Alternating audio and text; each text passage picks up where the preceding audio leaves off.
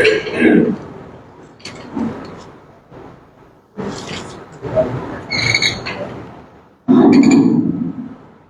الحمد لله نحمده ونستعينه ونستغفره ونعوذ بالله من شرور أنفسنا ومن سيئات أعمالنا. من يهده الله فلا مضل له ومن يضلل فلا هادي له، وأشهد أن لا إله إلا الله وحده لا شريك له، وأشهد أن محمدا عبده ورسوله وصفيه وخليله وخيرته من خلقه وأمينه على وحيه، أرسله ربه رحمة للعالمين وحجة على العباد أجمعين، فهدى الله تعالى به من الضلالة وبصر به من الجهالة وكثر به بعد القلة ولما به بعد الشتات، فصلوات الله وسلامه عليه وعلى آله الطيبين وأصحابه الغر الميامين ومن تبعهم بإحسان إلى يوم الدين. أما بعد، فإن أصدق الحديث كتاب الله، وخير الهدي هدي محمد صلى الله عليه وسلم، وشر الأمور محدثاتها، وكل محدثة بدعة، وكل بدعة ضلالة، وكل ضلالة في النار، أو كما قال عليه الصلاة والسلام. قال الله سبحانه وتعالى: يا أيها الذين آمنوا اتقوا الله حق تقاته ولا تموتن إلا وأنتم مسلمون.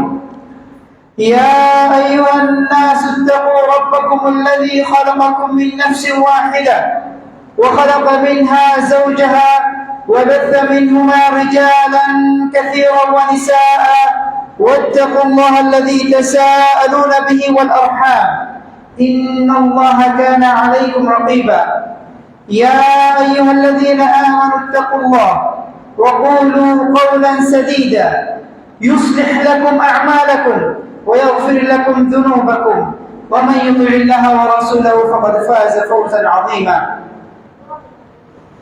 قال الله سبحانه وتعالى في محكم التنزيل: وبشر الصابرين الذين إذا أصابتهم مصيبة قالوا إنا لله وإنا إليه راجعون، أولئك عليهم صلوات من ربهم ورحمة وأولئك هم المهتدون. وقال أيضا: إنما يوفى الصابرون أجرهم بغير حساب. أخرج الإمام مسلم عن صهيب رضي الله عنه قال: قال رسول الله صلى الله عليه وسلم: عجبا لأمر المؤمن، إن أمره كله خير، وليس ذاك لأحد إلا المؤمن، إن أصابته سراء شكر فكان خيرا له، وإن أصابته ضراء صبر فكان خيرا له. সম্মানিত উপস্থিত মুসল্লিয়ান কিরাম, আমরা আল্লাহ সুবহানাহু ওয়া তাআলার কাছে শুকরিয়া আদায় করি, তিনি আমাদেরকে শাহরুল হারাম সম্মানিত মাসের তৃতীয় জুমাতে তিনি আমাদেরকে উপস্থিত হয়ে তৌফিক দিয়েছেন। সবাই বলে আলহামদুলিল্লাহ। আমরা আমাদের প্রিয় হাবিব মুহাম্মদ সাল্লাল্লাহু আলাইহি ওয়াসাল্লামের উপর দুরূদ ও সালাম পেশ করি। সবাই বলে আল্লাহুম্মা সাল্লি ওয়া সাল্লিম ওয়া বারিক আলা নবিয়িনা মুহাম্মদ। সম্মানিত মুসলিম কিরাম, আপনাদের কাছে একটি প্রশ্ন দিয়ে আজকে আলোচনা শুরু করতে যাচ্ছি। এই পৃথিবীতে সবচেয়ে কাঙ্ক্ষিত জায়গা যদি আমরা কল্পনা করার জন্য বলি, আপনাদেরকে চিন্তা করার জন্য বলি, যেখানে সবাই যেতে চায় পৃথিবীতে, সেটা কোন জায়গা? মক্কা, মক্কাতুল মুকাররমা। এবং সবচেয়ে যদি আরো যদি বলি যে কাবা, কাবাতে প্রবেশ করার মতো তৌফিক কামনা করা, এবং কেউ যদি কাবার ভিতরে যায়, প্রবেশ করার অধিকার লাভ করে, তাকে যদি আমরা দেখি একবার, তার দিকে আমাদের সম্মান, আগ্রহ, তার সাথে পরিচয় হওয়ার যে অবশ্যই কি একটা আকাঙ্ক্ষা থাকবে। এই ব্যক্তি পৃথিবীতে সবচেয়ে সম্মানিত স্থান, সবচেয়ে নিরাপদ জায়গা এবং সবচেয়ে পছন্দের জায়গা, এবং শুধু জায়গাতে যায় না, তার ভিতরে প্রবেশ করেছে যেখানে প্রবেশ সংরক্ষিত, কারণ প্রবেশের অধিকার নেই। এমন ব্যক্তি যদি সবাই চাইবে যে তার সাথে পরিচয় হওয়ার জন্য, আগ্রহ হওয়ার জন্য। যদি বলি এমন এক ব্যক্তি, যদি এটা শুধুমাত্র পৃথিবীতে আল্লাহ কাবা ঘরে প্রবেশের ব্যক্তি, যদি কোনো ব্যক্তিকে যদি আপনি জানেন যে এই ব্যক্তি জান্নাতি, একদম স্পষ্টভাবে মানে ডিক্লারেশন দেওয়া যে ব্যক্তি জান্নাতি, তার সাথে সাক্ষাৎ করার আপনার আকাঙ্ক্ষা কেমন হবে বলেন তো? অনেক বেশি ইচ্ছা থাকবে না যে এই ব্যক্তি পৃথিবীতে থাকতে সুসংবাদ পেয়েছে জান্নাতের, সুবহানাল্লাহ। তার কথা যখন শুনবেন, তার সাথে সেই পুরুষ হোক মহিলা হোক যেই হোক, অন্তর তাকে একটা নজর বলে দেখতেই মন চাইবে, তাই তো? এরকম একটা ঘটনা আপনাদেরকে বলি। সে মদিনাতে ইবনে আব্বাস রাদিয়াল্লাহু আনহু একদিন তার এক প্রিয় ছাত্র, যার নাম আতা ইবনে আবি রাবাহ, তিনি একটু বেটে ছিলেন, কালো ছিলেন, হাবাসি টাইপের ছিলেন। তারা দুজন মদিনা রাস্তায় যাচ্ছিলেন। হঠাৎ করে ইবনে আব্বাস রাদিয়াল্লাহু আনহু বলছেন, আমি কি তোমাকে এমন এক জান্নাতি নারীর সন্ধান দেব না, মানে পরিচয় করে দেব না, দেখাবো না? তখন তিনি অবাক হয়ে গেলেন, পৃথিবীতে এক জান্নাতি নারী হাঁটতেছে এবং আমি তাকে দেখবো, সেটা কি কল্পনা করার বিষয়? সেটা তো সাহাবীদের যুগে ছিল, সাহাবীরা অমুক সাহাবীকে জান্নাতের সুসংবাদ দিয়েছেন, সাহাবীদের মধ্যে এটা কমন বিষয় ছিল। কিন্তু তাবেঈদের যুগে যদি বলা হয় যে আমি এমন এক মহিলাকে দেখাবো যে এই মহিলা জান্নাতি, তখন তো তিনি আগ্রহের সাথে বলছেন, বালা অবশ্যই আমি দেখতে চাই।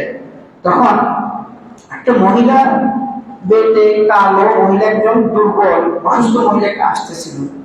তখন আসার পরে তার দিকে লক্ষ্য করে বলছেন, এই মহিলাটি যখন রাসূল সাল্লাল্লাহু আলাইহি ওয়াসাল্লাম জীবদ্দশায় ছিলেন, জীবিত ছিলেন, তিনি রাসূল সাল্লাল্লাহু আলাইহি ওয়াসাল্লামের কাছে এসেছেন, এসে বলছেন, ইয়া রাসূলুল্লাহ ইন্নী উসরা ওয়া আতাকাশশাফ, হে আল্লাহ রাসূল, আমার মৃগী রোগ আছে, আমি মৃগী রোগে যখন সাদমাটা আসে আমি পড়ে যাই, এবং পড়ে যাওয়ার ফলে আমার কি হয়, আমার কাপড় উঠে যায়, আমার গোপন অঙ্গগুলো প্রকাশ পেয়ে যায় মানুষের সামনে, আমি নিজেকে এটা কন্ট্রোল করতে পারি না।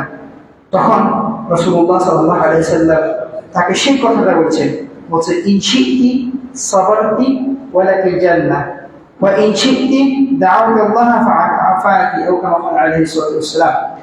তিনি বলছেন, তুমি যদি চাও ধৈর্য ধরো, তাহলে তোমার জন্য জান্নাত রয়েছে, এবং তুমি যদি চাও আমি আল্লাহর কাছে দোয়া করলে আল্লাহ সুবহানাহু ওয়া তাআলা তোমার কি রোগ মুক্ত করে দিবেন, সুস্থ করে দিবেন। তখন মহিলা চিন্তা করছে, আমার এই সামান্য শরীর, তিনি একটু চিন্তা করে তারপরে উত্তর দিলেন।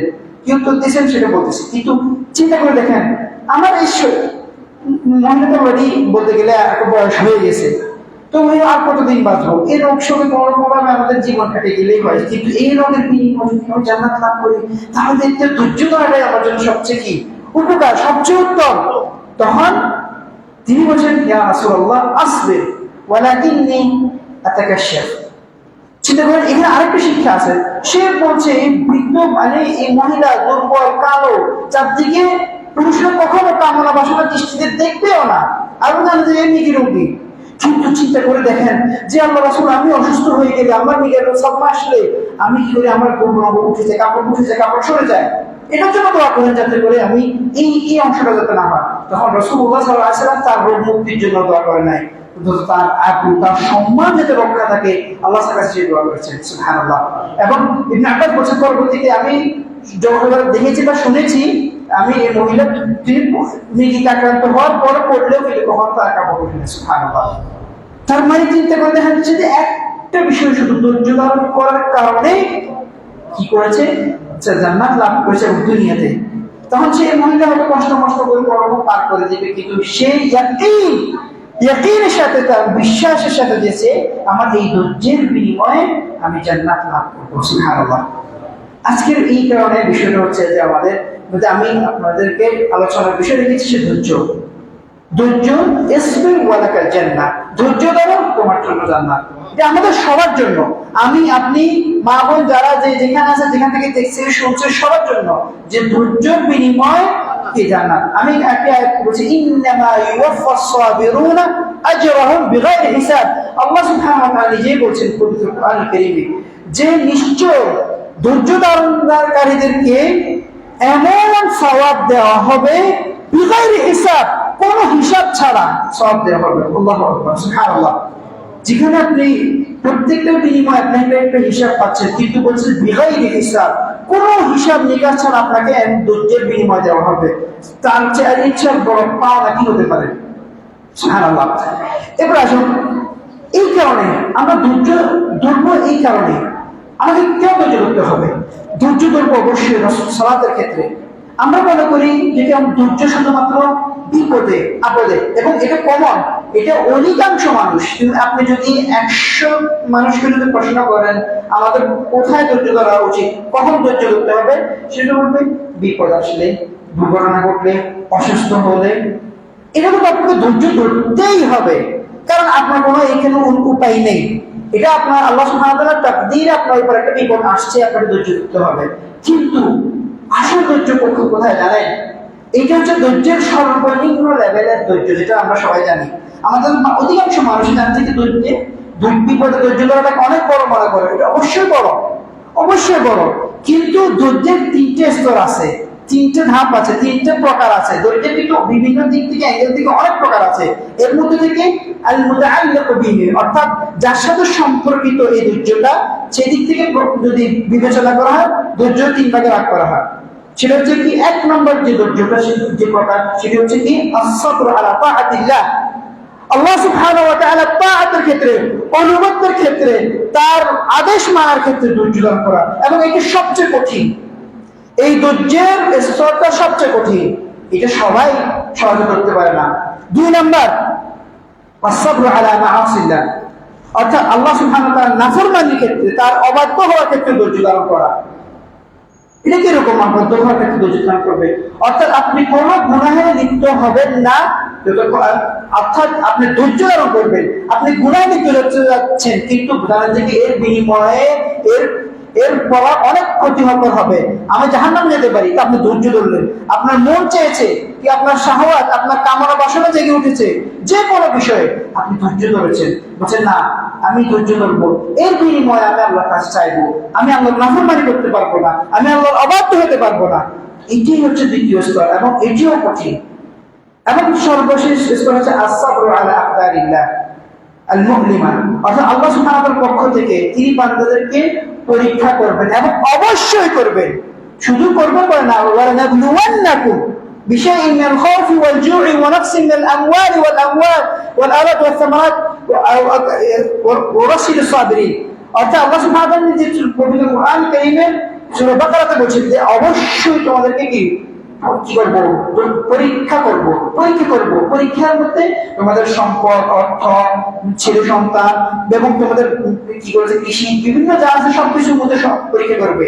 এবং শেষ করছেন ওয়াবাশশিরিস সাবিরিন, এবং যারা ধৈর্য ধরেছে তাদেরকে আপনি সুসংবাদ দিন, সুসংবাদ দিন। কারণ যখন কোনো বিপদে পতিত হয়, সাথে সাথে আপনি ধৈর্য ধারণ করবেন, এবং ইন্না লিল্লাহি ওয়া ইন্না ইলাইহি রাজিউন, ইন্না লিল্লাহি ওয়া ইন্না ইলাইহি রাজিউন এটা বলবেন। এটা ধৈর্যের একটি বহিঃপ্রকাশ। তার মানে এই সর্বশেষ ধৈর্যটাই আমরা বেশিরভাগ ক্ষেত্রে ধরি, কিন্তু প্রথম ধর্মের ক্ষেত্রে খুব কম মানুষ, ইল্লা মান রাহিমা রাব্বি, এবং যাদের উপর আল্লাহ সুবহানাহু ওয়া তাআলার রহম এবং তৌফিক আছে, তারা ব্যতীত সকলেই এই ধৈর্যগুলো ধরতে পারে না। এই কারণে আপনি যখন সালাত আদায় করবেন, আপনাকে সালাতে অবশ্যই ধৈর্য ধারণ করতে হবে। এই যে আমাদের ধৈর্য, আপনার কি পরিমাণ সালাতের প্রয়োজন, যারা প্রকৃত পক্ষে সালাত আদায় করেন, আপনি যখন রুকু করবেন, সিজদা দিবেন, আপনাকে অবশ্যই প্রত্যেকটা ক্ষেত্রে সাকিনার সাথে, অর্থাৎ বিনয়ের সাথে, খুশুউর সাথে আপনাকে সালাত আদায় করতে হবে। এর জন্য অবশ্যই ধৈর্য প্রয়োজন। আপনি মনে করেন এটা জান্নাতের নেই, ধৈর্য ধরতে হবে আপনাকে সিয়াম পালনের ক্ষেত্রে। এই কারণে সিয়ামের আরেকটি নাম হচ্ছে সবর। সিয়ামের আরেকটি নাম হচ্ছে সবর। এই কারণে রমাদান মাসকে শাহরুল সবর বলা হয়, সবরের মাস বলা হয়। কারণ সিয়াম অর্থ যে কথা, ধৈর্য অর্থ সে কথা। ধৈর্য হচ্ছে হাবসুন নাফস, আর সবরের অর্থ হচ্ছে হাবসুন নাফস, নিজেকে নিয়ন্ত্রণ করা, কন্ট্রোল করা, কন্ট্রোল করা। যেটা আল্লাহ সুবহানাহু ওয়া তাআলা নির্দেশ দিয়েছেন সেটা পালনের ক্ষেত্রে নিজেকে নিয়ন্ত্রণ করে করা, উদ্বুদ্ধ করা, এবং যেটা নিষেধ করেছেন সেটা থেকে বিরত থাকার জন্য নিজেকে কন্ট্রোল করা। এবং যে বিপদগুলো আমার উপর আপতিত হবে সেই বিপদগুলোকে সুন্দরভাবে ইচ্ছার সাথে, সন্তুষ্টির সাথে, খুশি মনে মেনে নেওয়াটাই হচ্ছে কি সবর। বুঝতে পারছি? এটাই সবর। এবং আরেকটি ক্ষেত্রে আপনাকে ধৈর্য ধারণ করতে হবে, সেটা হচ্ছে আমাদের দেশে বর্তমানে বেশি দেখা যাচ্ছে, সেটা হচ্ছে রাগের ক্ষেত্রে। রাসূল সাল্লাল্লাহু আলাইহি ওয়াসাল্লামকে এক সাহাবী এসে বলছেন, ইয়া রাসূলুল্লাহ আওসিনি, হে আল্লাহর রাসূল আমাকে ওসিয়ত করুন। তিনি কিছু বলেন না, লা তাগদাব, বলছে তুমি রাগ করো না। তিনি আবার বলছেন আওসিনি লা তাগদাব, আবার বলছেন আওসিনি লা তাগদাব, যতবার বলছেন তুমি লা তাগদাব। কারণ রাসূল সাল্লাল্লাহু আলাইহি ওয়াসাল্লাম তিনি হাকিম ছিলেন, তিনি বুঝতেন, তিনি আল্লাহ সুবহানাহু ওয়া তাআলার পক্ষ থেকে মুলহাম ছিলেন যে এই ব্যক্তিকে আমি কি ওসিয়ত দিলাম তার জন্য পারফেক্ট হবে, যাকে যেভাবে ওসিয়ত করা তাকে সেভাবে দিয়েছেন। এই কারণে জানেন যে এই সাহাবীর রাগ বেশি, এই কারণে তাকে বলছে লা তাগদাব। আজকে যদি আজকালকার ইভেন বেশি না, গত এক সপ্তাহ নিউজ ফিড যদি আপনি দেখেন, সংবাদ দেখেন, ফেসবুকে দেখেন, বিভিন্ন সোশ্যাল মিডিয়াতে যেখানে দেখেন, শুধু মারা, তারপর হচ্ছে মারামারি, খুনাখুনি, নাউযুবিল্লাহি মিন যালিক, যে ভয়ঙ্কর, সবগুলো কি ধৈর্যের অভাব, ধৈর্যের অভাব। রাগ আসছে, রাগ মানে আমাদের বিশেষ করে আমাদের যুবক যারা আছে তারা হচ্ছে যে আমাকে কিছু একটা করতে হবে, তার রক্ত টকবক এই করতেছে, টকবক করতেছে, আমাকে এখন যদি আমি এটা কন্ট্রোল না করি তাহলে আমাকে মানুষ দুর্বল ভাববে। না, রাসূল সাল্লাল্লাহু আলাইহি ওয়াসাল্লাম বলেছেন লাইসা শাদীদু বিসুরআ, ওই ব্যক্তি যে নিজের রাগ প্রকাশ করে, জাহির করে, সে কিন্তু শক্তিমান নয়। ওই ব্যক্তি শক্তিমান যে ব্যক্তি রাগের ক্ষেত্রে নিজেকে কন্ট্রোল করে। আল্লাযী ইয়ামলিকু নাফসাহু ইনদাল গাদাব, যে ব্যক্তি রাগের সময়, বিপদের সময় যখন তার কন্ট্রোল হারিয়ে যাচ্ছে, সে নিজেকে তখন কন্ট্রোল করতে পারে, সেটাই হচ্ছে সে আসল প্রকৃত শক্তিমান ব্যক্তি। এইটাই রাসূল সাল্লাল্লাহু আলাইহি ওয়াসাল্লাম এই শিক্ষা দিয়েছেন আমাদেরকে। আসুন, কবি বলেছেন যে ইন্নাল উমুরা ইযা সাদ্দাত মাসালিকুহা ফাস-সাবরু ইফতাহু মিনহা কুল্লু মারতাজা, অর্থাৎ যখন কোন বিপদের বিষয়ের পথ বন্ধ হয়ে যাবে, যখন আপনার মাথায় এইখানে যাচ্ছে, এই কাজ করতেছেন পথ বন্ধ হয়ে গেছে, এই কাজ করতেছেন বন্ধ হয়ে গেছে, এই কাজ করতেছেন বন্ধ হয়ে গেছে, তখন আপনাকে কি করতে হবে? ফাসবির ইফতাহু মিনহা কুল্লু মারতাজা ফাস-সাবরু, অর্থাৎ তখন ধৈর্যই সেই বন্ধ দরজাগুলো খুলে দেবে। সুবহানাল্লাহ। এবং বলছে, তিনি আবার বলছেন লা তা'সাল্লা ওয়া ইন তালাত মাকালিবুহা, তুমি কখনো হতাশ হইও না যদি তোমার উদ্দেশ্য পূরণের ক্ষেত্রে যদি একটু সময় লেগে যায়, দেরি হয়, তারপরে কি হতাশ হইও না। ইদা ইসতাআনতা বিসাবরিন আনতা ওয়া ফারাজা, অর্থাৎ তুমি যখন ধৈর্যের সাথে সাহায্য করবে, ওয়েট করবে, অপেক্ষা করবে, ধৈর্যের সাথে সহযোগিতা কামনা করবে, তখন তুমি চিরেই কি তুমি মুক্তি পাবে, তোমার বিপদ দূর হয়ে যাবে। এই কারণে আল্লাহ সুবহানাহু ওয়া তাআলা বলেন ওয়াসতাঈনু বিস-সাবরি ওয়াস-সালাহ, তোমরা ধৈর্য ধারণ করো, সাহায্য কামনা করো, কিসের মাধ্যমে? আল্লাহ সুবহানাহু ওয়া তাআলা বলছেন কিসের মাধ্যমে? বিস-সাবরি, ধৈর্যের সাথে, ওয়াস-সালাহ, অর্থাৎ ধৈর্য এবং নামাজ, এই দুটো আল্লাহ সুবহানাহু ওয়া তাআলা বোঝাচ্ছেন যে কি এই দুটোর মাধ্যমে বান্দা প্রকৃতপক্ষে নিজেকে ধৈর্য ধারণ করতে পারবে, ধৈর্যের ক্ষেত্রে সহযোগিতা করতে পারবে। এই কারণে রাসূল সাল্লাল্লাহু আলাইহি ওয়াসাল্লামের যখন কোনো বিষয়ে টেনশন আসতো, কোনো বিষয়ে দুশ্চিন্তা আসতো, অথবা কোনো বিষয় তাকে চিন্তিত করতো, ফাজিআ ইলাস সালাহ, তখন তিনি সাথে সাথে গিয়ে নামাজে দাঁড়িয়ে যেতেন। তিনি নামাজের মাধ্যমে, সালাতের মাধ্যমে, ধৈর্যের মাধ্যমে এটা মোকাবেলা করতেন, এবং আল্লাহ সুবহানাহু ওয়া তাআলা প্রতিবারই তাকে এই বিপদ থেকে, এই বিয়ার সাথে তিনি সাহস করে দিতেন, মুক্তি দিতেন। সুবহানাল্লাহ। আসুন আমরা ধৈর্যের কিছু উপকারিতা নিয়ে একটু কথা বলি। আজকের এই খুতবাটা আমি এই কারণে আস্তে আস্তে চিন্তা করছি যে দুই ভাগে ভাগ করতে হবে, এত বিষয় আছে, এটা আসলে মোটামুটি যদি ডিটেলস একটু না বলি তাহলে আপনাদের বিষয়টাকে সহজ হবে না। তা আমি আজকে ইনশাআল্লাহ যতটুকু আল্লাহ তৌফিক কামনা করে যতটুকু পারি ইনশাআল্লাহ করার চেষ্টা করব। এক নাম্বার মনে রাখতে হবে যে কি আল্লাহ সুবহানাহু ওয়া তাআলার পক্ষ থেকে প্রদত্ত একটি শ্রেষ্ঠ নিয়ামত হচ্ছে ধৈর্য। ধৈর্য কিন্তু এত সহজে পাওয়া যায় না। আমি কিছু একটা ঘটনা ঘটাইলাম, ঘটনা করে বললাম, অথবা কোনো কিছু ফেস করলাম, তারপর কিছুক্ষণ পরে অনেক খাই গুন্ডা হাঁকে তুকে করে বলছে আমি ধৈর্য ধরছি। না, এটা কোনো ধৈর্য না। ধৈর্য ধরার শ্রেষ্ঠ নিয়ামত এমনি বলে নাই। রাসূল সাল্লাল্লাহু আলাইহি ওয়াসাল্লাম বলেন মা রুজিকা আবদুন খায়রান লাহু ওয়া আওসা মিন আস-সাবর। ধৈর্যের চেয়ে উত্তম এবং সবচেয়ে বিস্তৃত কোন রিজিক, কোন দান আল্লাহ সুবহানাহু ওয়া তাআলা বান্দাকে আর দেয় নাই। সুবহানাল্লাহ। কারণ রাসূল সাল্লাল্লাহু আলাইহি ওয়াসাল্লাম বলেছেন আস-সাদিকুল মাসদুক, তিনি কথা বলেছেন মানে নিশ্চয়ই এটা অনেক অনেক বড় একটি শ্রেষ্ঠ সম্পদ। এই কারণে একদিন রাসূল সাল্লাল্লাহু আলাইহি ওয়াসাল্লাম তিনি একটি কবরের পাশ দিয়ে হেঁটে যাচ্ছেন। কবরের মধ্যে একজন মহিলা, বৃদ্ধ মহিলা বা একটা মহিলা কান্না করছে, তার ছেলে মারা গিয়েছে। তখন রাসূল সাল্লাল্লাহু আলাইহি ওয়াসাল্লাম তাকে বলেছেন ইয়া আমাতুল্লাহ ইত্তাকিল্লাহ ওয়াসবিরি, তুমি আল্লাহকে ভয় করো এবং ধৈর্য ধারণ করো। তখন মহিলা চিনতে পারে না, তার একদম চিন্তা করেন, সে ধৈর্য না ধরার কারণে তার চিন্তা চেতনা মন অস্থির হওয়ার কারণে তিনি রাসূল সাল্লাল্লাহু আলাইহি ওয়াসাল্লামকে পর্যন্ত চিনতে পারে নাই। তখন তিনি ইলাইকা আননি, তুমি আমার সামনে থেকে একটু দূর হও। রাসূল সাল্লাল্লাহু আলাইহি ওয়াসাল্লাম বলেছেন তুমি আমার সামনে থেকে দূর হও। ইন্নাকা লা তুসিবি মুসিবাতি, তুমি আমি যে বিপদে পড়েছি, যে মুসিবতে পড়েছি, তুমি এটা আক্রান্ত হওয়া নাই। রাসূল সাল্লাল্লাহু আলাইহি ওয়াসাল্লাম বুঝতে পেরেছেন, তাই তিনি আর কিছু বলেন না, তিনি চলে গেছেন।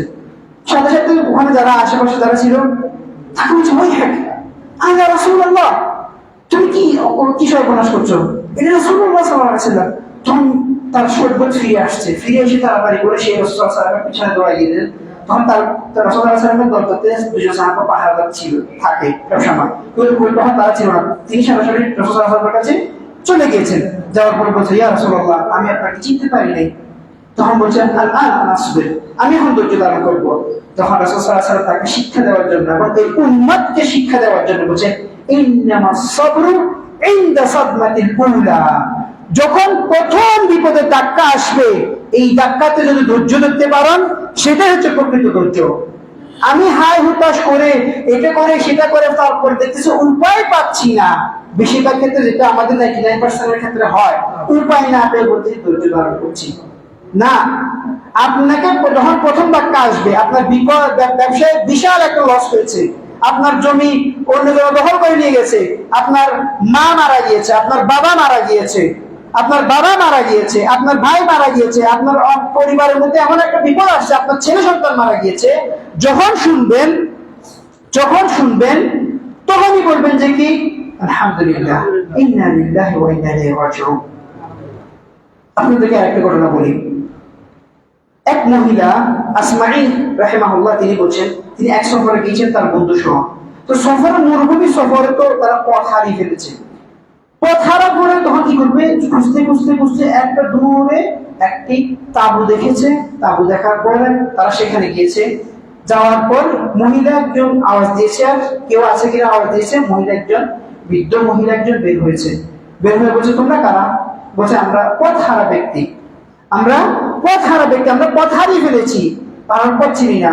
তখন তিনি মহিলা বলছেন ঠিক আছে, তোমরা বসো, আমাকে তোমাদের হক আদায় করতে দাও, তবে আমার ছেলে আসা পর্যন্ত একটু বসতে হবে। মহিলাটা বলছে হক আদায় করতে কি, তারা তো পথহারা পথিক আবিরু সাবিল, তখন তার দায়িত্ব হচ্ছে যে তাদের মেহমানদারি করবে। তখন তিনি তাদেরকে একটা কাপড় দিয়েছে, তোমরা এটার উপর বসো। তার মহিলা অপেক্ষা করছে, একটু পর তার উঠে দেখতেছে তার ছেলে আসতেছে না। কিছুক্ষণ পরে দেখতেছে দূর থেকে একটা বাহন আসতেছে। তখন তিনি বলছে বারাকাল্লাহু আলাল মুকবিল, যে আসছে সেটার উপর আল্লাহ বারাকাত দান করুন। তবে বাঈর উবনি, অর্থাৎ যে বাহনটা উট অথবা গাধা যেটা আসতেছে সেটা হচ্ছে আমার ছেলের বাহন, কিন্তু যে বাহনের উপর বসেছে সেটা আমার ছেলে না। তখন ওই ব্যক্তি কাছে আসার পর বলছে আযযামাল্লাহু আজরাকা ইয়া উম্মু আকিল আলা ওয়ালাদি, হে উম্মু আকিল, তার ছেলের নাম ছিল আকিল, বলছে কি আল্লাহ সুবহানাহু ওয়া তাআলা আপনার সন্তানের উপর সন্তানের মৃত্যুবরণ করেছে, সেটার জন্য আপনার সান্ত্বনা গ্রহণ করুন। এই কথা বলছেন মহিলা, আমার ছেলে কি মারা গিয়েছে? বলছে হ্যাঁ। তখন বলছে কিভাবে মারা গিয়েছে? তখন বলতেছে যে সে যখন উটদেরকে ছড়াইতে গিয়েছে পানি খাওয়ার সময় তখন উঠে উঠে ঝগড়া লাগে, ধাক্কা লেগে উটের লাথিতে সে কুয়াতে পড়ে গেছে, এবার মারা গিয়েছে। মহিলা, বৃদ্ধ মহিলা আর যারা মেহমান আছে তারা দেখতেছে মহিলার ইয়া করে, মহিলা কিচ্ছু প্রকাশ করে নাই। মহিলা বলছে যে কি ঠিক আছে তুমি নামো নামো, এই মেহমানদের হক আদায় করতে হবে। তখন মহিলা তার কাছে থাকা দুম্বা বা যে ইয়ে আছে সেটা আগিয়ে দিয়েছে, বলছে জবাই করো, এটা জবাই করে এটা রান্না করার ব্যবস্থা করতে হবে। দেখেন, মহিলার ছেলে মারা গিয়েছে, সে সংবাদ শুনছে, তার মধ্যে কোনো কষ্টের চিহ্ন, দুঃখের চিহ্ন ছিল না। সে বলছে আগে দিয়ে এদের হক আদায় করো। তখন তিনি সব রেডি করে রান্না বান্না করে দিয়েছে। তখন তারা খাচ্ছে আর বলতেছে যে কি আপনি তার ধৈর্য দেখে, এই বৃদ্ধ মহিলার ধৈর্য দেখে তার একমাত্র অবলম্বন পৃথিবী থেকে চলে গিয়েছে, সে কিছু পর্যন্ত শব্দ করে নাই। তার ধৈর্য দেখে আমরা অবাক হচ্ছি। তখন খাওয়ার পরে মহিলা আসছে আমাদের কাছে, এসে বলছে তোমাদের মধ্যে কেউ কি আছে যে কোরআন থেকে কিছু শোনাতে পারবে? তিনি বলছে ঠিক আছে আমি করবো। তখন বলছে একটু শোনাও, যাতে করে আমি আমার মনকে সান্ত্বনা দিতে পারি, তোমরা যেটা দেখেছ। তখন আসমাঈল রাহিমাহুল্লাহ তিনি বলছেন ওয়াবাশশিরিস সাবিরিন, ওই যে সূরা বাকারা আয়াতটা বলছেন ওয়াবাশশিরিস সাবিরিন, সেই ধৈর্যধারীদেরকে সুসংবাদ দাও, আল্লাযীনা ইযা আসাবাতহুম মুসিবা ক্বালু ইন্না লিল্লাহি ওয়া ইন্না ইলাইহি রাজিউন, তারাই তাদেরকে সুসংবাদ দাও যাদের উপর কোনো বিপদ ঘটে এবং তারা বলে ইন্না লিল্লাহি ওয়া ইন্না ইলাইহি রাজিউন, উলাইকা আলাইহিম সালাওয়াতুম মির রাব্বিহিম ওয়া রাহমা ওয়া উলাইকা হুমুল মুহতাদুন, তাদের উপর আল্লাহ সুবহানাহু ওয়া তাআলার পক্ষ থেকে সালাত সালাম রহমত এবং তারা হেদায়েত প্রাপ্ত। এই কথা বলার পর মহিলা শুনে আল্লাহ কিতাবি, আল্লাহ কসম করে বলো আল্লাহ কি এই কথা বলেছে কিতাবের মধ্যে? তখন তিনি বলছেন হ্যাঁ আল্লাহর কসম করে বলছি কিতাবের মধ্যে আল্লাহ এই কথা বলেছেন। তখন তিনি বলছে তাহলে আমি আমার ছেলেকে আল্লাহর কাছে সুপর্দ করে দিলাম এবং আল্লাহর কাছে সুপর্দ করে দিলাম, আল্লাহর কাছে সুপর্দ করে দিলাম, 3 বার বলছে সুবহানাল্লাহ। এবং তিনি বলছে হে আল্লাহ আপনি আমাকে যে নির্দেশ দিয়েছেন আমি সেটা করেছি, এখন আপনি যেটা ওয়াদা করেছেন সেটা পূরণ করুন। সুবহানাল্লাহ, কি পরিমাণ ধৈর্য! এরকম ধৈর্যের যদি আমাদের সালাফদের দেখবেন অহরহ আছে। ইনশাআল্লাহ সামনে যদি আসে আরো বলবো ইনশাআল্লাহ। আসুন ধৈর্যের যে সর্বপ্রথম উপকারিতা বলছি এটা শ্রেষ্ঠ নিয়ামত। এরপর আসুন ধৈর্য হচ্ছে ঈমানের অর্ধেক। আমাদের সালাফুস সালেহিন কেউ বলছেন যে আল ঈমান নিসফান, ঈমানকে 2 ভাগে ভাগ করা যায়, অর্ধেক হচ্ছে শুকর আর অর্ধেক হচ্ছে সবর। অর্থাৎ অর্ধেক ধৈর্য ধারণ করবে আর অর্ধেক হচ্ছে শুকরিয়া করবে। অর্থাৎ আমি যে হাদিসটা একদম শুরুতে বলেছি, বলছে আজাবাল লিআমরিল মুমিন, রাসূল সাল্লাল্লাহু আলাইহি ওয়াসাল্লাম বলছে মুমিনদের ব্যাপারটাই হচ্ছে অন্যরকম, আজবের বিষয়। সেটা কি? বলছে ইন আসাবাতু সাবরা শাকার ফাকানা খায়রাল লাহ, অর্থাৎ সে যদি কোনো নিয়ামত লাভ করে, কোনো কল্যাণ প্রাপ্ত হয় এবং সে এই ব্যাপারে যদি শুকরিয়া আদায় করে সেটা তার জন্য কল্যাণকর। সুবহানাল্লাহ।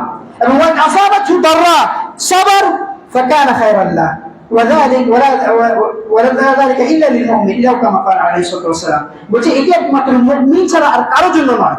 এবং যে যদি বিপদে পতিত হয় এবং ধৈর্য ধারণ করে আল্লাহ এটা তার জন্য করলাম। সুবহানাল্লাহ। এই যে আপনি যখন নিয়ামত প্রাপ্ত হবেন শুকরিয়া আদায় করবেন, নিয়ামত যদি চলে যায় আপনি ধৈর্য ধারণ করবেন, এটাই আপনার জন্য করলাম। এরপর আসুন এই কারণে ধৈর্যকে বলা হয় মুমিনদের ঈমানের মুকুট।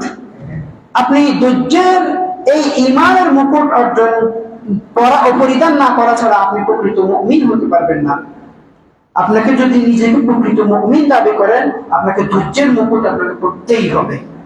কারণ আপনি জানেন, মুমিন জানে এই যে ফিলিস্তিনে যে ঘটনা ঘটছে, ভারতে যে ঘটনা ঘটছে, সারা বিশ্বে মুসলিমদের উপর যে ঘটনা ঘটছে, এগুলো আল্লাহ সুবহানাহু ওয়া তাআলার পক্ষ থেকে তিনি নির্ধারণ করে দিয়েছেন। এবং আমাদের অবশ্যই ভুল আছে, ভুলভ্রান্তি আছে, হাতের কামাই আছে, কিন্তু আমাদেরকে অবশ্যই ধৈর্যের সাথে মোকাবেলা করতে হবে। যদি ধৈর্যের সাথে মোকাবেলা না করি, যদি অসন্তুষ্ট প্রকাশ করি, রাগ প্রকাশ করি, ক্ষোভ প্রকাশ করি, তাহলে আমাদের আমও যাবে, সালাও যাবে, বুঝতে পারছেন, দুটোটা চলে যাবে। তাই আমাদেরকে ধৈর্যের সাথে যে কোনো বিষয় গ্রহণ করতে হবে। আল্লাহ সুবহানাহু ওয়া তাআলা ধৈর্য যারা ধারণ করে তাদেরকে 3টা পুরস্কারের কথা বলেছেন। তিনটা পুরস্কার, যে আয়াতটা আমি বলেছি, বলছে উলাইকা আলাইহিম সালাওয়াত, তাদের জন্য রয়েছে আল্লাহ সুবহানাহু ওয়া তাআলার পক্ষ থেকে সালাত। সালাত মানে কি, আমি আগে একটা খুতবাতে বলেছি, আল্লাহর পক্ষ থেকে বান্দার উপর সালাত মানে হচ্ছে যে তাকে তার মর্যাদা দেওয়া, তার উপর রহমত করা। এখানে রহমত আলাদা করে দিয়েছে, কেন বলছে তার উপর মর্যাদা দেওয়া, অর্থাৎ তার প্রশংসা করা, ফেরেশতাদের কাছে তার প্রশংসা করা। জমিনে আল্লাহ সুবহানাহু ওয়া তাআলা তার কবুলিয়ত মানুষের মধ্যে দান করেন, সুবহানাল্লাহ। এরপর হচ্ছে ওয়া রাহমাত, দুই নম্বর যে সুসংবাদ সেটা হচ্ছে রহমত, আল্লাহ সুবহানাহু ওয়া তাআলার পক্ষ থেকে রহমত প্রাপ্ত হবে। তিন নম্বর সুসংবাদ হচ্ছে সে সঠিক পথ প্রাপ্ত হবে, হেদায়েত প্রাপ্ত হবে, আল্লাহ সুবহানাহু ওয়া তাআলা তাকে হেদায়েতের উপর অটল রাখবেন, সুবহানাল্লাহ। তার মানে আমাদেরকে অবশ্যই, আর যে ব্যক্তি আল্লাহ সুবহানাহু ওয়া তাআলার পক্ষ থেকে প্রশংসা পায়, আল্লাহ সুবহানাহু ওয়া তাআলার পক্ষ থেকে তৌফিক পায়, আল্লাহ সুবহানাহু ওয়া তাআলার পক্ষ থেকে রহমত পায়, আল্লাহ সুবহানাহু ওয়া তাআলার পক্ষ থেকে হিদায়াত পায়, তার আর কিছু লাগে এই দুনিয়াতে? কিছু লাগে না। তার জন্য জান্নাত যথেষ্ট, তার জন্য জান্নাত এইটাই যথেষ্ট জান্নাত পাওয়ার জন্য, সুবহানাল্লাহ। তাই আমাদেরকে অবশ্যই ধৈর্য ধারণ করতে হবে। এরপর আসুন 3 নম্বর যে এটি হচ্ছে, এটি ধৈর্য আমাকে ধারণ করতে হবে, এটি নবীদের গুণ। সৎকর্মশীল যত যারা আছেন তাদের সবার গুণ আমরা সবাই জানি। ইব্রাহিম আলাইহিস সালাম, আইয়ুব আলাইহিস সালাম, ইয়াকুব আলাইহিস সালাম, নূহ আলাইহিস সালাম। ইব্রাহিম আলাইহিস সালামের ঘটনা আপনি দেখেন, যে ব্যক্তি বয়স প্রায় 90 বছর হয়ে গেছে, কোন সন্তান দেয় নাই আল্লাহ সুবহানাহু ওয়া তাআলা, এবং আল্লাহ সুবহানাহু ওয়া তাআলার পক্ষ থেকে সন্তান দিয়েছে। এবং কিছুদিন পরে সন্তান একটু বড় হওয়ার পর কি বলছে, ইন্নী আরা ফিল মানামি আন্নী আযবাহু। তাকে ছোট থাকা অবস্থায় পরীক্ষার জন্য বলছে তুমি মরুভূমিতে পাঠিয়ে দাও, মরুভূমিতে পাঠিয়ে দাও। তাও তিনি ধৈর্য ধরে মরুভূমিতে পাঠিয়ে দিয়েছে। এই সন্তান যখন বড় হয়েছে বলছে একে জবাই করো, আল্লাহু আকবার। তো ইব্রাহিম আলাইহিস সালাম তিনি জানেন যে আল্লাহ সুবহানাহু ওয়া তাআলার পক্ষ থেকে নিয়ামত দিয়েছে, আমাকে ধৈর্য ধারণ করতে হবে, আল্লাহ সুবহানাহু ওয়া তাআলা কি আমার আদেশ আমাকে পালন করতেই হবে। এবং যাকে জবাই করার জন্য বলা হয়েছে তার ধৈর্য আরো দেখেন, বলছে ইফ ইয়া আবাতি ইফআল মা তু'মার সাতাজিদুনি ইনশাআল্লাহ মিনাস সাবিরিন। হে আমার পিতা, আপনাকে যা নির্দেশ দেওয়া হয়েছে সেটি করুন, ইনশাআল্লাহ, ইনশাআল্লাহ আমাকে ধৈর্যশীলদের অন্তর্ভুক্ত পাবেন, সুবহানাল্লাহ। দেখেন, বাবা জবাই করতে রাজি, ছেলে জবাই করতে রাজি, শুধুমাত্র ধৈর্য ধারণ করে আল্লাহ সুবহানাহু ওয়া তাআলার সন্তুষ্টির জন্য। আল্লাহু আকবার। আইয়ুব আলাইহিস সালামের ঘটনা দেখেন, তার একে একে সন্তান সন্ততি, তারপর তার কি সম্পদ সব নষ্ট হয়ে গেছে, এমনকি তার শরীরের প্রত্যেকটা অঙ্গ প্রত্যঙ্গ বিভিন্ন রোগ আক্রান্ত, একদম প্রায় শেষ, সব শেষ। তিনি ধৈর্য ধারণ করেছেন, আল্লাহ সুবহানাহু ওয়া তাআলা তাকে প্রশংসা করে বলেছেন ইন্না ওয়াজাদনাহু সাবিরান নি'মাল আবদ। আমরা তাকে ধৈর্যশীল পেয়েছি, সে কতই না উত্তম ব্যক্তি। আইয়ুব আলাইহিস সালাম সম্পর্কে বলছেন, ইয়াকুব আলাইহিস সালামের সম্পর্কে জানেন, তার ছেলের শোকে চোখ অন্ধ হয়ে গিয়েছে, কিন্তু তিনি ধৈর্য ধারণ করেছেন। ফাসাবরুন জামিল ওয়াল্লাহুল মুস্তাআন। তিনি বলছেন উত্তম ধৈর্য, এবং আল্লাহ সুবহানাহু ওয়া তাআলাই হচ্ছে আল্লাহ সুবহানাহু ওয়া তাআলার কাছেই সাহায্যপ্রাপ্ত তিনি জানেন। এবং আল্লাহ সুবহানাহু ওয়া তাআলা তাকে তার সন্তান ফিরিয়ে দিয়েছে না। এইভাবে রাসূল সাল্লাল্লাহু আলাইহি সাল্লাম, তার চাচা মারা গিয়েছে, তার সামনে অনেক সাহাবী মৃত্যুবরণ করেছেন, তার ঘরে তার মান সম্মানের উপর আঘাত এনেছে, তিনি ধৈর্য ধারণ করেছেন, তিনি ধৈর্য ধারণ করেছেন, তিনি ধৈর্য ধারণ করেছেন। এখানে বলছে ফাসবির কামা সাবারা উলুল আজমি মিনার রাসূল। উলুল আজম দৃঢ় সংকল্পশীল যে নবী ছিল তাদের মতো করে ধৈর্য ধারণ করুন। আল্লাহ সুবহানাহু ওয়া তাআলা নবী সাল্লাল্লাহু আলাইহি ওয়াসাল্লামকে বলেছেন উলুল আজমি মিনার রাসূল হচ্ছে 5 জন। একজন হচ্ছে নূহ আলাইহিস সালাম, ইব্রাহিম আলাইহিস সালাম, মূসা আলাইহিস সালাম, ঈসা আলাইহিস সালাম, এবং সর্বশেষ মুহাম্মদ সাল্লাল্লাহু আলাইহি ওয়াসাল্লাম। এই 5 জন হচ্ছে সর্বশ্রেষ্ঠ নবীদের মধ্যে, এবং তাদের শ্রেষ্ঠ হচ্ছে মুহাম্মদ সাল্লাল্লাহু আলাইহি ওয়াসাল্লাম। এবং মুহাম্মদ সাল্লাল্লাহু আলাইহি ওয়াসাল্লামের ধৈর্যই তাদের ধৈর্যে সহযোগিতা করার জন্য তিনি আল্লাহ সুবহানাহু ওয়া তাআলা নির্দেশ দিয়েছেন কামা সাবারা উলুল আজম। তোমার আগের পূর্ববর্তী যারা নবী এসেছে তাদের মতো করে তুমি ধৈর্য ধারণ করো। আল্লাহু আকবার। এবার আসুন, আমরা সবাই নেতৃত্ব কামনা করি, নেতৃত্ব চাই, তাই না? নেতৃত্ব এমনি আসে না। আপনি দিনের ক্ষেত্রে নেতৃত্ব চান, দুনিয়ার ক্ষেত্রে নেতৃত্ব চান, আপনাকে অবশ্যই ধৈর্য ধারণ করতে হবে। আল্লাহ সুবহানাহু ওয়া তাআলা নিজেই বলেন ওয়াজআলনা মিনহুম আইম্মাতান ইয়াহদুনা বিআমরিনা। আমি তাদের মধ্য থেকে ইমাম, নেতা বানিয়েছি যারা আমার নির্দেশ অনুসারে মানুষকে হেদায়েতের পথে আহ্বান করে। লাম্মা সাবারু, কখন বানিয়েছিল তাদেরকে নেতা? যখন তারা ধৈর্য ধারণ করেন, ওয়া কানু বিআয়াতিনা ইউকিনুন, এবং তারা আমার প্রত্যেকটা নিদর্শন, আমার প্রত্যেকটা আয়াতের উপর তারা ইয়াকিনের সাথে রাখে। এই কারণে শাইখুল ইসলাম ইবনে তাইমিয়া রাহিমাহুল্লাহ তিনি বলেন, বিসসাবরি ওয়াল ইয়াকিন তুনালুল ইমামাতা ফিদ দ্বীন। তুমি ধৈর্য এবং ইয়াকিনের সাথে, দৃঢ় বিশ্বাসের সাথে যখন তুমি থাকবা ঈমান, তখন তুমি এই দ্বীনের ক্ষেত্রে তুমি নেতৃত্ব লাভ করবে। সুবহানাল্লাহ। তাই এটা আমাদের অনেক খুবই গুরুত্বপূর্ণ একটি বৈশিষ্ট্য। এরপর আসুন, আল্লাহ সুবহানাহু ওয়া তাআলা তাদের জন্য মহা পুরস্কার রেখেছেন ধৈর্য যারা ধরেছেন।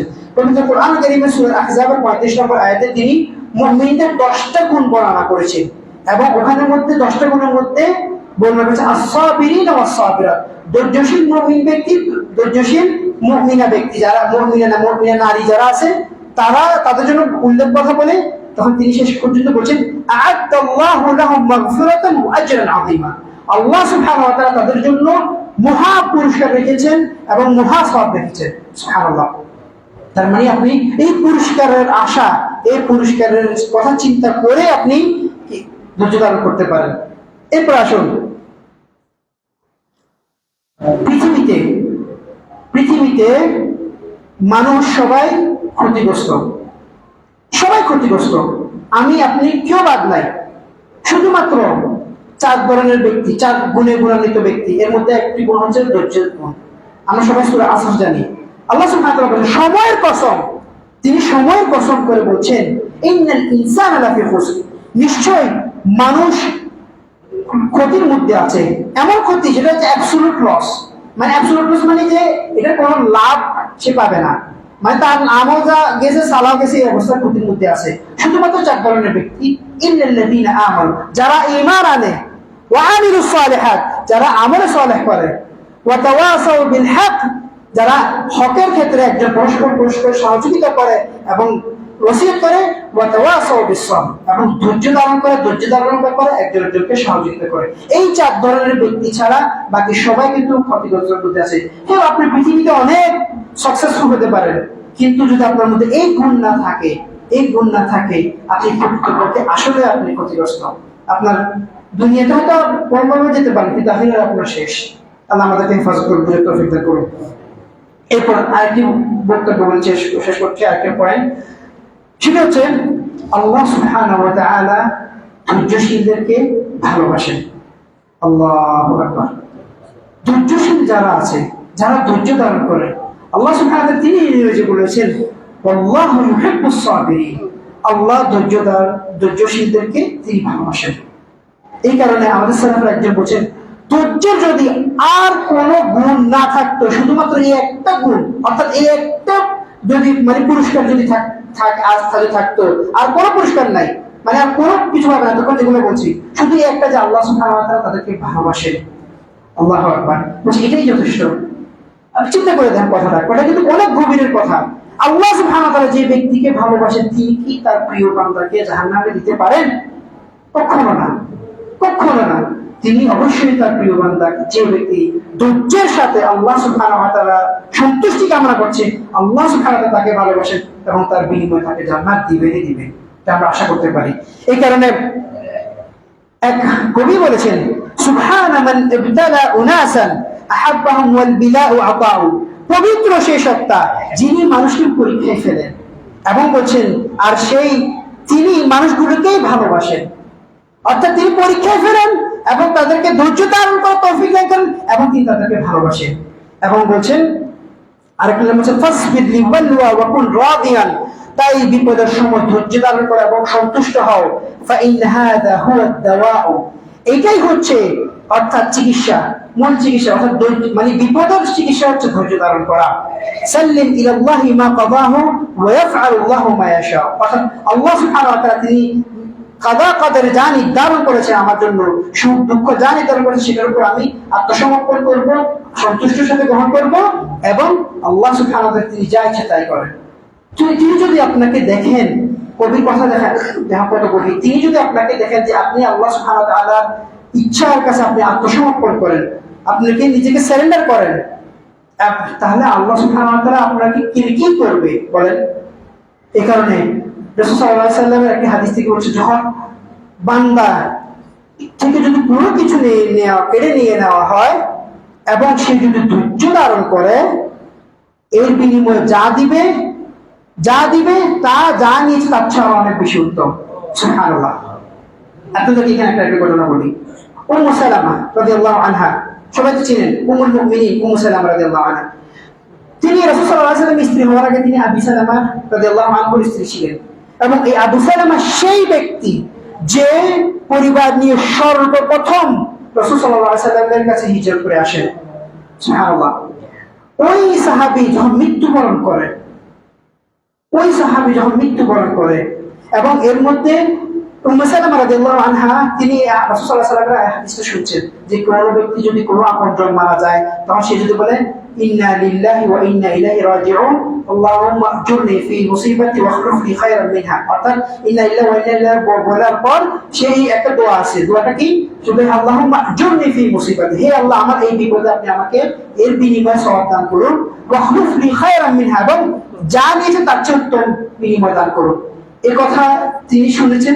তখন তিনি বলছে আমি এই দোয়াটা বলতাম, কিন্তু মনে মনে প্রশ্ন থাকতো আবু সালামার চেয়ে আর কে উত্তম হতে পারে, আবু সালামার চেয়ে কে উত্তম হতে পারে। তখন উম্মু সালামা রাদিয়াল্লাহু আনহা বলছে আমি অবাক হয়ে গেছি, আল্লাহ সুবহানাহু ওয়া তাআলা রাসূল তার প্রিয় হাবিব আমাকে বিয়ের প্রস্তাব পাঠিয়েছেন। সুবহানাল্লাহ সুবহানাল্লাহ।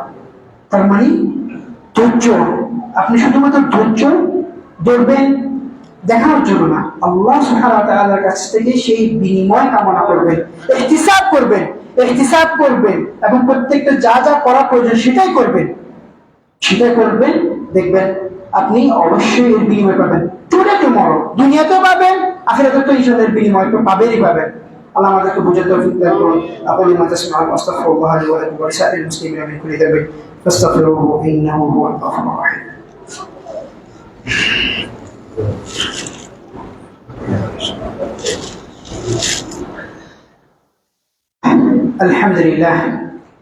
الحمد لله على إحسانه وشكر له على توفيقه وامتنانه، وأشهد أن لا إله إلا الله وحده لا شريك له تعظيما لشانه، وأشهد أن محمدا عبده ورسوله।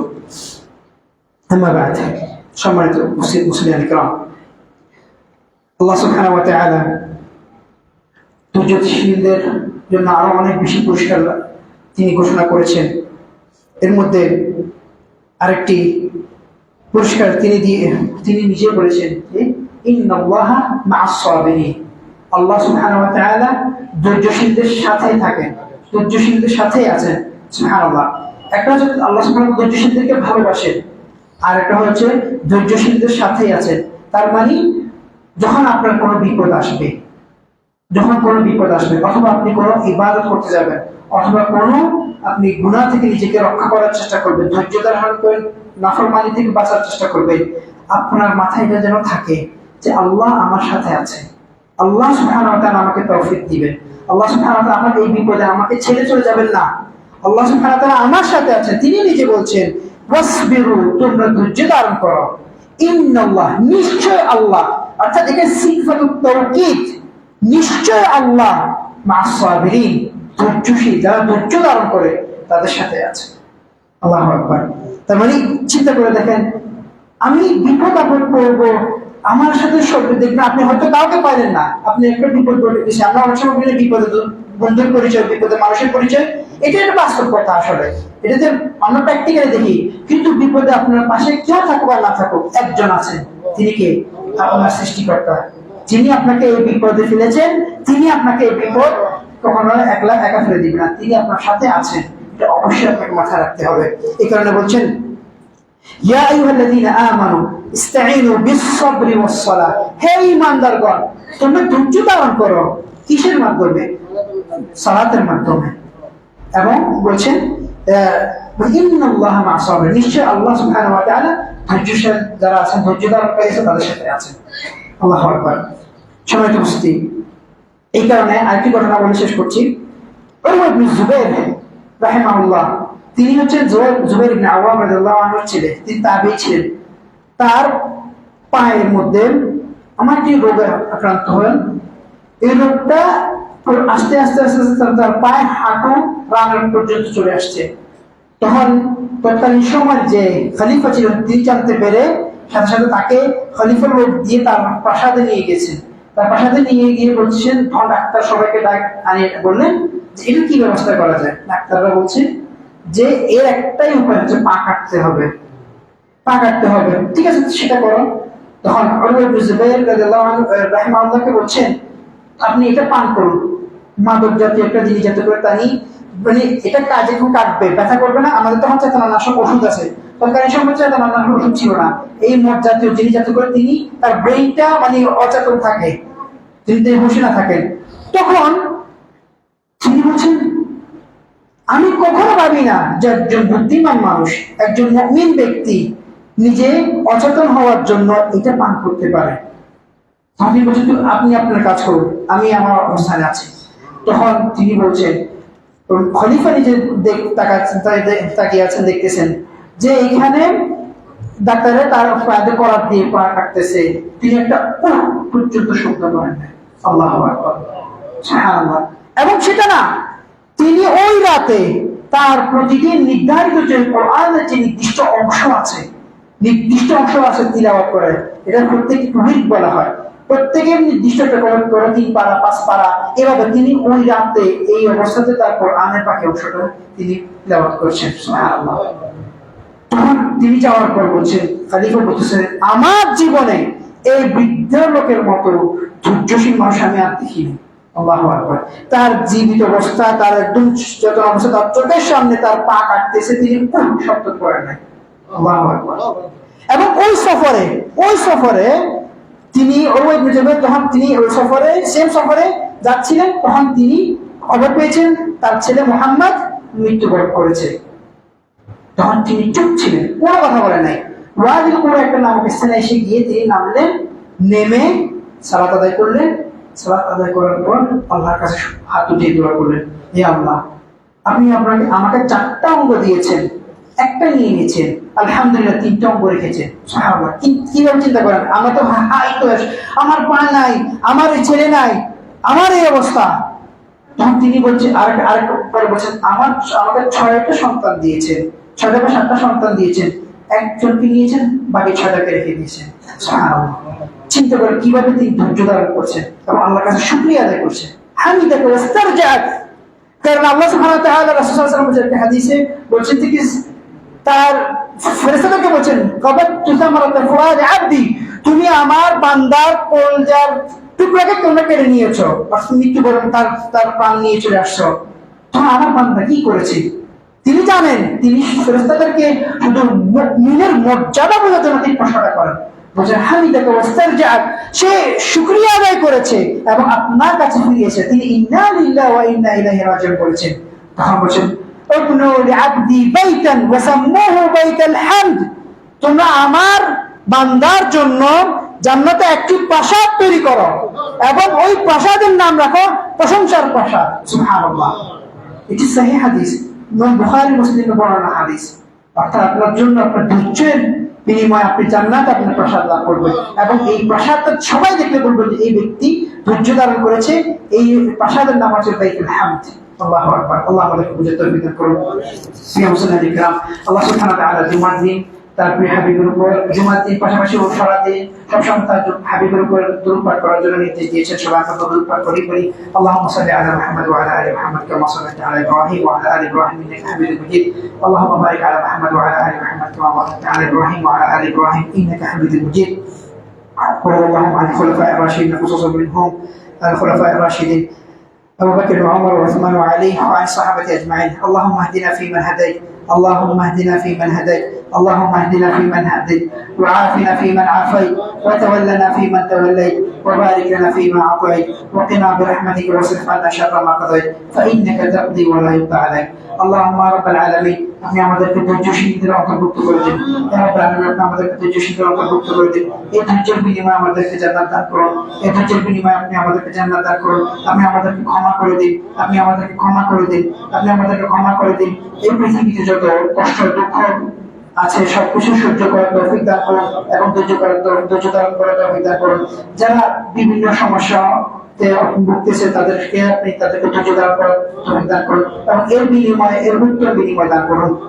হে রব্বুল আলামিন, যারা এই মসজিদের নিয়মিত খিদমত করার পিছনে ধৈর্য ধারণ করছে, এই মসজিদের নিয়মিত দান করার ক্ষেত্রে ধৈর্য ধারণ করেছে, তাদের সবাইকে এই বিনিময় দান করুন। এর বিনিময় জান্নাতে আপনি যা ওয়াদা করেছেন সেটি দান করুন। হে রব্বুল আলামিন, আপনি আমাদেরকে ক্ষমা করে দিন, আমাদেরকে কবুল করে নিন। আখিরু দাওয়ানা আলহামদুলিল্লাহি রাব্বিল আলামিন। আকিমুস সালাহ।